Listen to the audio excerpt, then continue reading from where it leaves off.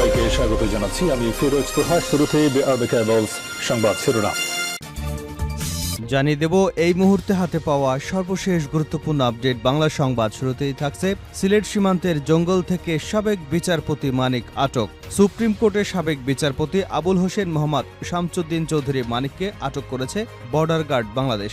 রাতে সিলেটের কানাইঘাট উপজেলার সীমান্তবর্তী দনা এলাকা থেকে তাকে আটক করা হয়। বিজিবির জনসংযোগ কর্মকর্তা শরীফুল ইসলাম আটকের তথ্য নিশ্চিত করেছেন। বিজিবি জানায় সাবেক বিচারপতি মানিক সীমান্ত দিয়ে ভারতে পালিয়ে যাবার চেষ্টা করছিলেন। এ সময় স্থানীয় জনগণের হাতে তিনি ধরা পড়ে যান। এবারে জানাবো মিরসরাইয়ের আশ্রয় কেন্দ্রে ত্রাণের জন্য হাহাকার। স্মরণকালের ভয়াবহ বন্যার কবলে পড়েছে চট্টগ্রামের মিরসরাই। শত শত মানুষ এখনও আটকা। দ্বিতল বাড়িতে আশ্রয় নিয়েছেন অনেকেই। এছাড়া উপজেলার ৭৯টি আশ্রয় কেন্দ্রে অবস্থান নিয়েছেন বন্যা কবলিত লোকজন। তবে বেশিরভাগ আশ্রয় কেন্দ্রই এখন খাবারের সংকটে রয়েছে।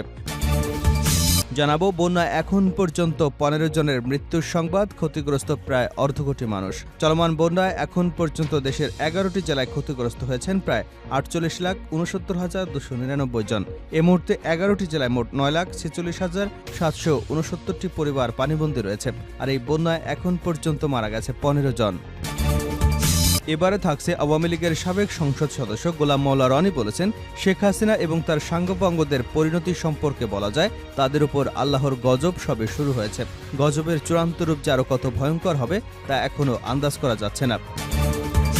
এদিকে উৎসুক জনতার ভিড়ে ব্যাঘাত ঘটছে উদ্ধার তৎপরতায়। টানা বৃষ্টি আর ভারতের উজান থেকে নেমে আসা পাহাড়ি ঢলে গোমতী নদীর বাঁধ ভেঙে প্লাবিত হয়েছে বুড়িচং উপজেলা। এতে পানিবন্দী হয়ে পড়েছে প্রায় লক্ষাধিক মানুষ। তাদের উদ্ধারে বিভিন্ন রাজনৈতিক, সামাজিক এবং স্বেচ্ছাসেবী সংগঠনের কর্মীরা উদ্ধার তৎপরতা চালাচ্ছেন। কিন্তু তাদের উদ্ধার কাজে ব্যাঘাত ঘটাচ্ছে বন্যা দেখতে আসা উৎসুক জনতা। এবং সর্বশেষ জানাবো বন্যা ষড়যন্ত্রের অংশ কিনা তদন্ত করে দেখব উপদেষ্টা আসিফ মাহমুদ। অন্তর্বর্তীকালীন সরকারের যুব ও ক্রীড়া বিষয়ক উপদেষ্টা আসিফ মাহমুদ সজীব ভূঁইয়া বলেন, ব্যক্তির নয় কল সিস্টেম পুনর্গঠন করা হবে। বাংলাদেশের সৃষ্ট বন্যার সমস্যার ষড়যন্ত্র কিনা তা আমরা তদন্ত করে দেখব।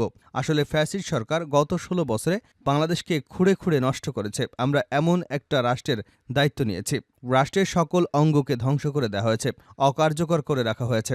আমরা একটা জাতীয় ঐক্যের বাংলাদেশ চাই, তবে বন্যা আমাদেরকে ঐক্যবদ্ধ করেছে। এতক্ষণ শিরোনাম শুনছিলেন, এবার বিস্তারিত। প্রিয় দর্শক, আপনি যদি এই চ্যানেলে নতুন হয়ে থাকেন, ভিডিওটি দেখতে দেখতে চ্যানেলটি সাবস্ক্রাইব করে আমাদের সঙ্গেই থাকুন। আর এই ভিডিও সম্পর্কে আপনি আপনার মূল্যবান মতামতটি কমেন্ট বক্সে জানিয়ে দিন। আর হ্যাঁ প্রিয় দর্শক, জানিয়ে দিন ভিডিওটি কোথা থেকে দেখছেন।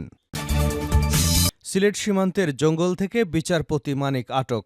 সুপ্রিম কোর্টের সাবেক বিচারপতি আবুল হোসেন মোহাম্মদ শাহাবুদ্দিন চৌধুরী মানিককে আটক করেছে বর্ডার গার্ড বাংলাদেশ বিজিবি। শুক্রবার ২৩ আগস্ট রাতে সিলেটের কানাইঘাট উপজেলার সীমান্তবর্তী দনা এলাকা থেকে তাকে আটক করা হয়। বিজিবির জনসংযোগ কর্মকর্তা শরীফুল ইসলাম আটকের তথ্য নিশ্চিত করেছেন। বিজিবি জানায়, সাবেক বিচারপতি মানিক সীমান্ত দিয়ে ভারতে পালিয়ে যাবার চেষ্টা করেছিল।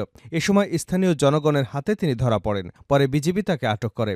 এর আগে বিএনপির প্রতিষ্ঠাতা ও সাবেক রাষ্ট্রপতি জিয়াউর রহমান সম্পর্কে আপত্তিকর বক্তব্য করায় সাবেক বিচারপতি মানিকের বিরুদ্ধে ১৯ আগস্ট নোয়াখালী আদালতে মামলা হয়। জাতীয়তাবাদী কৃষক দলের কেন্দ্রীয় কমিটির সাংগঠনিক সম্পাদক রবিউল হাসান পলাশ বাদী হয়ে নোয়াখালী সিনিয়র জুডিশিয়াল ম্যাজিস্ট্রেট ১ নং আমুলে আদালতে মামলাটি দায়ের করেন।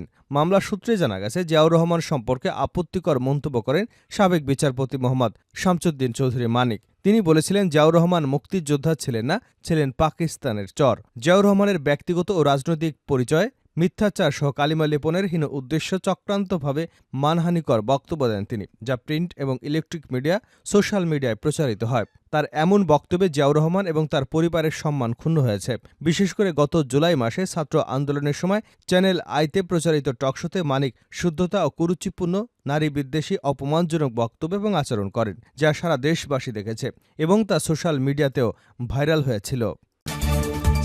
মিরসরাইয়ের আশ্রয় কেন্দ্রে ত্রাণের জন্য হাহাকার। স্মরণকালের ভয়াবহ বন্যার কবলে পড়েছে চট্টগ্রামের মিরসরাই। শত শত মানুষ পানিতে এখনও আটকা। দ্বিতল বাড়িতে আশ্রয় নিয়েছেন অনেকেই। এছাড়া উপজেলায় প্রায় ৭৯টি আশ্রয়কেন্দ্রের অবস্থান নিয়েছে বন্যাকবলিত লোকজন।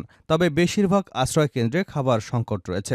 ঢাকা চট্টগ্রাম মহাসড়কের আশপাশের এলাকায় অবস্থিত আশ্রয়কেন্দ্রগুলোতে বারবার খাবার সরবরাহ হলেও ভেতরের আশ্রয়কেন্দ্রে অনেক বাড়িতে খাবার যাচ্ছে না। ফলে এসব কেন্দ্রে খাবারের জন্য হাহাকার করছে মানুষ। বারৈরহাট পৌর বাজারের ব্যবসায়ী সালাউদ্দিন মোর্শেদ বলেন, আমার বাড়িতে প্রায় ৩০০ মানুষকে আশ্রয় দিয়েছি। দুবেলা খাবারের ব্যবস্থা করা হয়েছে।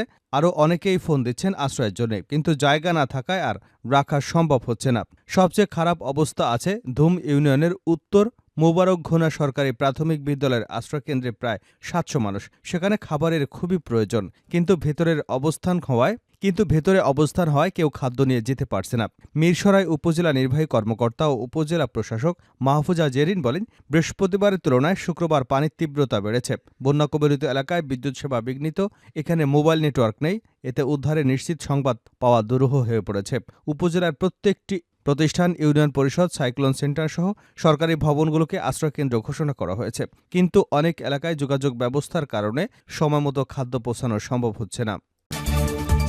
বন্যায় এখন পর্যন্ত ১৫ জনের মৃত্যু, ক্ষতিগ্রস্ত প্রায় অর্ধকোটি মানুষ।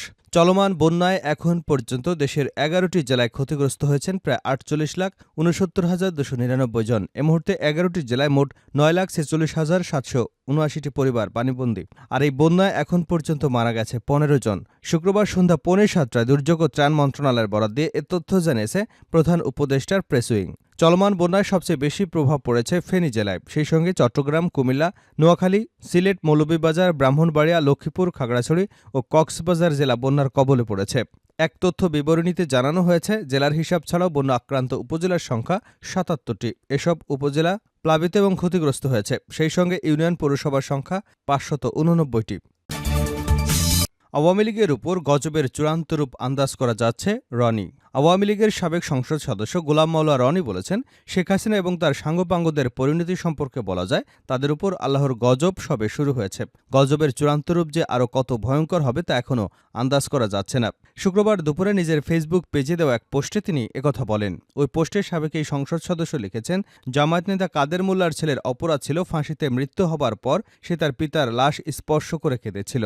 তার এই অপরাধে তাকে ধরে নিয়ে জেলে ঢুকানো হয়েছিল। মীর কাশেম আলী ছেলে ব্যারিস্টার আরমানকে কেন আয়নাঘরে ঢুকিয়ে রেখেছিল তা আমরা জানি না, তবে অনুমান করি পিতার জন্য সেই আইনি লড়াই করছিল। আর গোলাম আজম পুত্র ব্রিগেডিয়ার আজমি আয়নাঘরে করুণ কাহিনী শুনলে চোখ দিয়ে পানি চলে আসবে। বিএনপি নেতা সালাউদ্দিন আয়নাঘরে বন্দিদশা এবং পরে ভারতে ফিরে আসার কাহিনী শুনলে শেখ হাসিনা এবং তার সাঙ্গপাঙ্গদের পরিণতি সম্পর্কে বলাই যায়, যাদের উপর আল্লাহর গজব সবে শুরু হয়েছে। গজবের চূড়ান্ত রূপ যে আরও কত ভয়ঙ্কর হতে পারে তা এখনও আন্দাজ করা যাচ্ছে না। বন্যা ষড়যন্ত্রের অংশ কিনা তদন্ত করে দেখব উপদেষ্টা আসিফ মাহমুদ।